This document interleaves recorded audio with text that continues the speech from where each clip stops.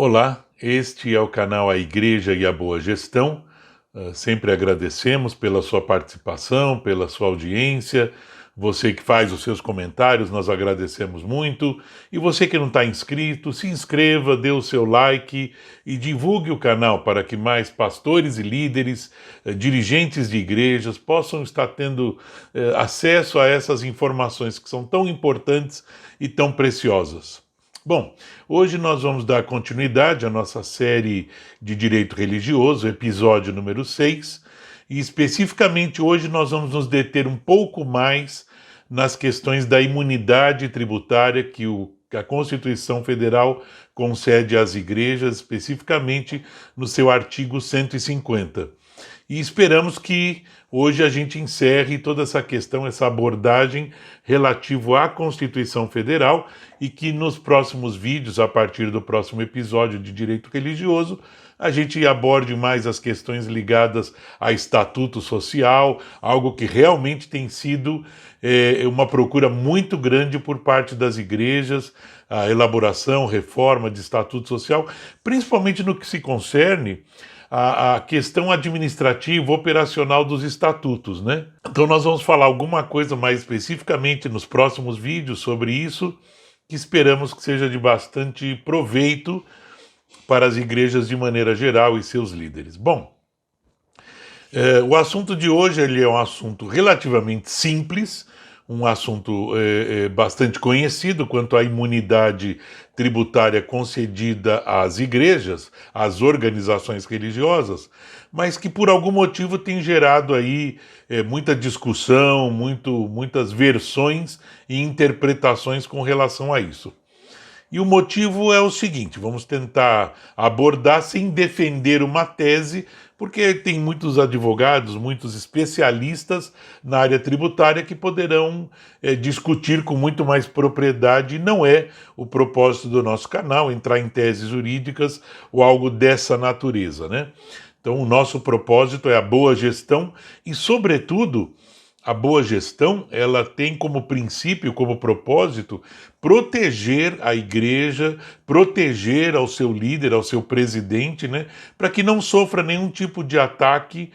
Somos até bastante ortodoxos em relação a isso, sem perder a visão da igreja, de que ela defenda a palavra, defenda a sua eclesiologia, né, corretamente, né, sem ter medo, sem ter receios com relação a isso. Bom, o papel do gestor, então, é proteger a igreja, proteger o seu presidente, né, acima de tudo, para que não seja atacado por qualquer motivo ou por descumprimento da lei.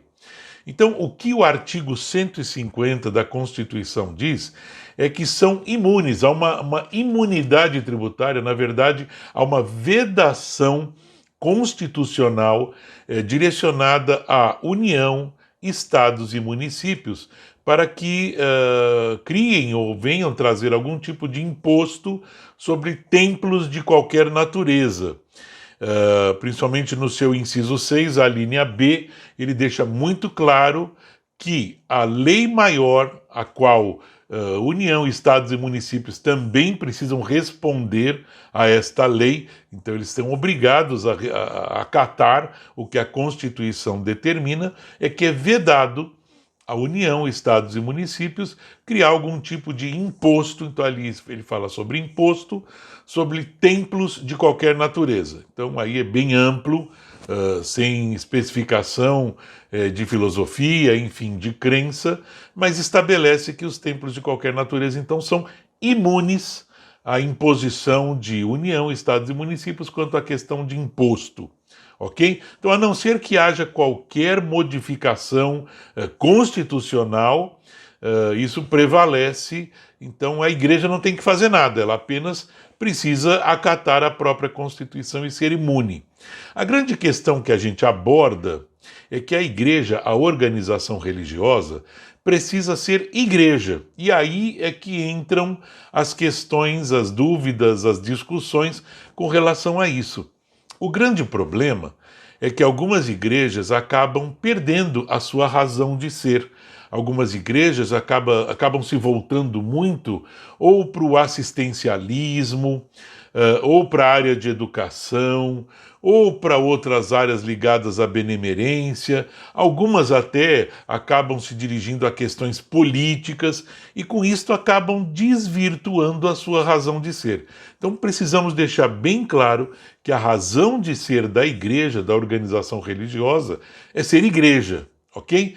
Então, assim, desde 2003, 22 de dezembro de 2003, no Código Civil, o legislador deixou muito claro que existem, então, a partir daquela data, as organizações religiosas e a elas o Estado vai entender que há uma especificidade. Nós vamos falar, então, sobre isso quando formos discutir Código Civil, Estatuto, etc., posteriormente, em próximos vídeos. Então veja bem, a igreja não pode perder a sua razão de ser. Então, de maneira principal, a razão de ser da igreja é ser igreja. É lógico que lá no seu estatuto, ela vai dizer que principalmente o seu papel como igreja é defender a fé, é defender o evangelho, defender valores cristãos, ok? Que é o que nós estamos aqui discutindo, avaliando, ok? Não que a igreja não possa elaborar projetos assistenciais, projetos sociais, atendimentos a necessitados. Não que a igreja não esteja ligada à área de educação, por exemplo. Não que a igreja não possa ter atividades que envolvem, por exemplo, comida, né? Que envolvem cantina, que envolvem assuntos relacionados à alimentação, enfim, congressos e demais atividades, né? Então a igreja pode correlato à sua ação, à sua função, a sua razão de ser principal, ela pode ter outras ações e devem estar inclusive relatadas em seu estatuto, mas estas são ações correlatas, são ações complementares. Não pode ser a ação principal, a razão de ser, porque senão aí é que ela começa a ser confundida. Então, o primeiro passo e fundamental é que a igreja não pode deixar de ser igreja. E só existe esta qualificação na lei brasileira e mesmo nos evangelhos, é que não existe nenhuma outra organização igual à igreja.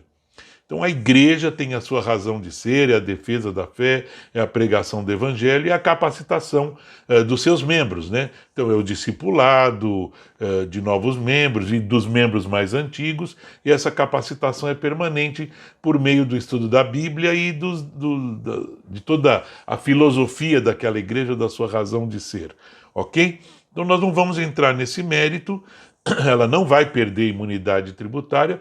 Agora, o que nós defendemos e contribuímos é que essas atitudes precisam ser coerentes. Então, os atos da igreja precisam ser coerentes.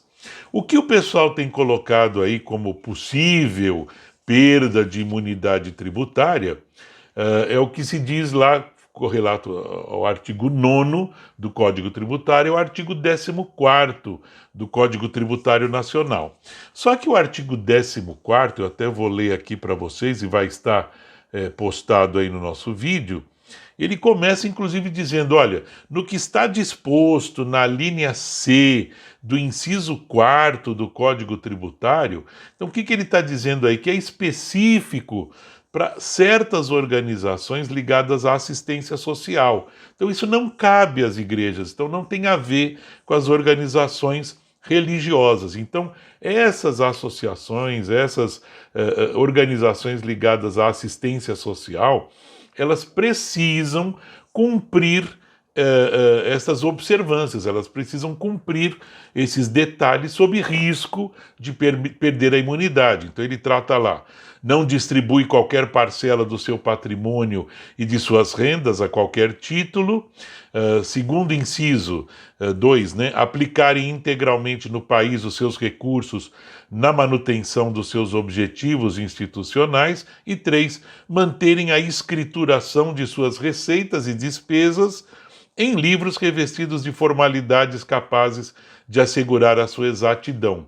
Então veja, ele estabelece no artigo 14º que essas organizações ligadas à assistência social e até as demais ligadas a sem fins lucrativos que ele trata, se não observarem, perderão a imunidade. Então, o que nós colocamos aqui é o seguinte: essas atitudes são coerentes a uma boa gestão. Então, mesmo que não seja sob risco de perder a imunidade, uma vez que ela não se perde, é vedado a União, Estados e Municípios por uma razão constitucional, é lógico que para uma boa gestão, nós sempre sugerimos, aconselhamos e até indicamos de maneira mais contundente que, lógico, as igrejas deverão sim, primeiro uma coisa, ser igreja, então tem a sua razão de ser, cumpra a sua razão de ser sobre tudo, né? Não distribua qualquer parcela do seu patrimônio se não voltado à sua finalidade. Então, não busque outras finalidades, não invista os recursos da igreja em outras finalidades, ok? Então, invista naquilo que é a finalidade principal e aquelas correlatas, mas cuidado para que aquelas correlatas não sejam risco para a igreja. Então, eu vou dar um exemplo. Em tempos de pandemia, numa certa igreja que tinha uma cozinha e tal, alguns membros sugeriram: por que a gente não faz marmitex e vende para a cidade? Então, a igreja não é um restaurante, então a igreja não pode vender comida para fora. Pode atender às necessidades dos seus membros numa atividade voltada à sua finalidade, isso sim, mas ela não pode ter esse papel de restaurante, de vender comida para fora, mesmo que ela tenha condições. Então a igreja não pode perder sua razão de ser. Então, aplicar integralmente no país. Então a gente não pode mandar dinheiro para um missionário lá fora? Veja, pode ser interpretado pelo fisco como um desvio da finalidade. Agora, o missionário lá fora tem uma relação muito íntima com a atividade da igreja, com a pregação do evangelho em outros países. Então, de novo, não é que vai perder a imunidade, mas corre um risco aqui de talvez o fisco vir apurar o que está fazendo. Então, faça as suas atividades de maneira coerente, né?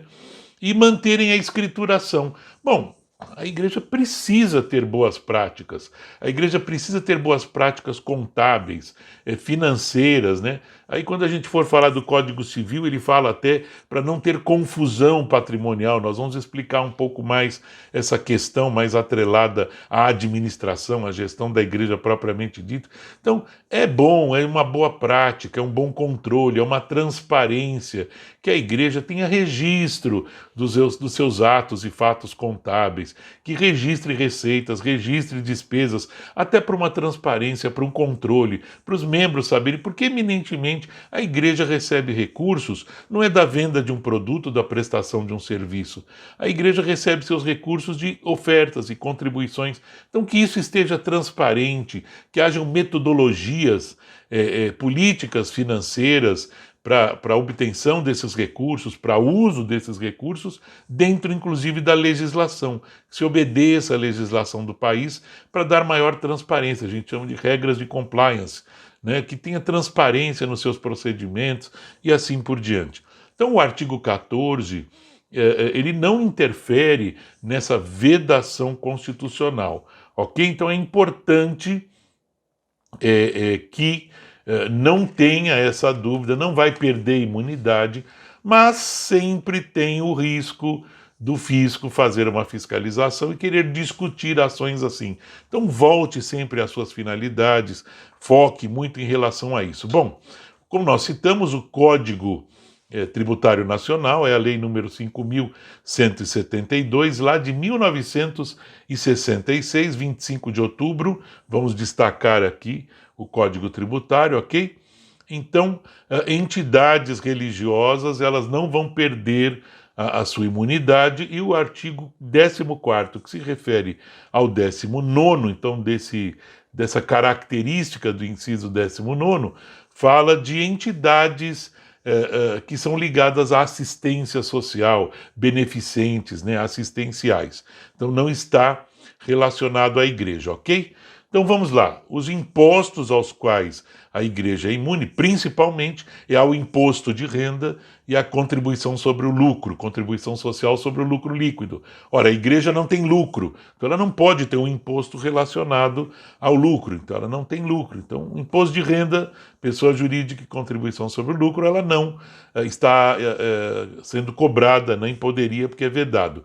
Isso não significa que o imposto de renda retido na fonte do pagamento do salário dos seus funcionários e especificamente também da remuneração, né, do sustento, da prebenda, da congrua, enfim, relacionada a seus ministros, pastores e missionários, também há incidência do imposto de renda retido na fonte, conforme a tabela progressiva do imposto de renda, que é fornecida anualmente, e ali tem as alíquotas, as deduções. A tabela progressiva do imposto de renda na fonte deixa muito claro que a igreja sim precisa fazer esta contribuição conforme pagamento de seus assalariados e também daqueles que são sustentados ministerialmente à igreja, ok?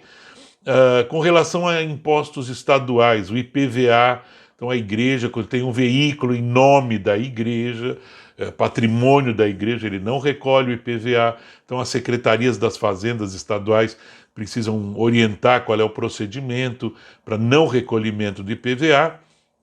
E existe aí a lei complementar número 170, também vou destacar aqui, que estabelece que organizações religiosas, então, não precisam pagar o ICMS, principalmente sobre conta de energia elétrica e sobre a conta de água. Então, por 15 anos foi retomado a partir de 2017, por 15 anos as organizações religiosas não devem fazer o pagamento do ICMS, imposto estadual, né? Principalmente sobre esses serviços, né? Energia elétrica e conta de água. Para algumas igrejas, se não para todas, isso é muito representativo, porque é 30% do valor dessas contas. Então, como eu falei anteriormente, uma organização que vive de ofertas e contribuições, 30% é um bom valor. E mesmo que não fosse um bom valor em questões financeiras, é um bom valor porque nós temos que gerir sempre os recursos da viúva. Então, a Bíblia nos ensina que nós temos que ser muito responsáveis sobre a gestão desses recursos, ok? Porque nós não estamos administrando o nosso dinheiro. É um dinheiro de Deus para o reino, para a obra. Então, muito bem. E municipais, a questão do IPTU, já falei em vídeo extra aqui, posso até colocar na descrição deste vídeo, sobre a questão do não pagamento do IPTU de imóveis próprios, e saiu então muito recentemente a questão do não pagamento sobre imóveis alugados. Então, mesmo para imóveis alugados, não há o recolhimento do IPTU, ok? Então, são artigos importantes para que você tenha aí a percepção sobre os tributos federais, tributos estaduais e tributos municipais que não são incidentes. Então, veja, alguns municípios acabam exigindo, por exemplo, que a igreja tem que ter alvará de funcionamento, senão ela não pode funcionar. O município não pode criar esta regra impositiva. Entretanto, aquilo que eu falei anteriormente, a igreja precisa dar um bom exemplo à sua comunidade, a igreja precisa ser transparente, a igreja precisa ser um bom exemplo, né? Não só onde ela está inserida, mas para toda e qualquer pessoa que venha conhecer a igreja. Então, é importante que a igreja tenha o seu alvará, né? Vou de novo aqui, não é uma interpretação jurídica, não é uma tese jurídica. Alguns advogados defendem que não se deve atender a esse pedido, mas é importante se aproximar da prefeitura, é importante se aproximar de órgãos estaduais e até de órgãos federais, e está conversando e está passando a não exigência, né, pela vedação do artigo 150. Então não há que exigir o alvará, mas, de novo, a boa gestão, a boa prática, a boa imagem, o bom testemunho da igreja orienta que a igreja não deva ficar buscando brigas, né? Não vamos buscar briga. Então não custa nada, vai lá, busca o seu alvará. Alguns municípios até trabalham com documentos integrados, né? Com alvará da prefeitura, corpo de bombeiros, né? Importante, dá uma olhada lá no corpo de bombeiros, quais são as exigências para a segurança da sua igreja. Não exponha a sua igreja a inseguranças. Então, há questões relativas a corpo de bombeiro, em alguns casos a CETESB, né? Então precisa ver se a igreja está inserido numa legislação relativa à CETESB, né? E também a vigilância sanitária, principalmente quando está lidando com comida. Pode não haver uma exigência com relação a requisitos da vigilância sanitária, mas volto a dizer, não custa nada a igreja adotar boas práticas relacionadas à vigilância sanitária, a bons procedimentos na cozinha, a boas práticas de higiene e saúde, né? Entrou na cozinha, põe a touca, usa luvas, enfim, próprios procedimentos só vão favorecer para que os membros da igreja, para que visitantes vejam bons procedimentos e assim nós vamos dar um bom testemunho para a pregação de um bom evangelho. A gente está sempre preocupado para que aquilo que seja pregado no púlpito não seja apenas um discurso e seja traduzido em boas práticas, ok? Então, é isso que nós queríamos falar no episódio de hoje. Obrigado por estar nos acompanhando. Aqueles que já estão inscritos, nós agradecemos. E você, se não se inscreveu, se inscreva, dê o seu like, é importante, então, para que outras pessoas possam ter acesso, né? Compartilhe, divulgue, e assim o nosso canal poderá crescer, sempre no intuito da boa gestão, da excelência, né? Quando nós falamos de Timóteo, Tito, quando fala do procedimento dos pastores, né, que a busca do episcopado é uma ação excelente. E quando nós falamos de uma gestão de qualidade, é aquela gestão de melhoria contínua, de estarmos fazendo sempre o melhor, sempre buscando o princípio de fazer o melhor para Deus e o melhor também para as pessoas. Então fica o nosso abraço, que Deus te abençoe e continue seguindo os nossos vídeos. Até logo e que Deus te abençoe novamente. Tchau.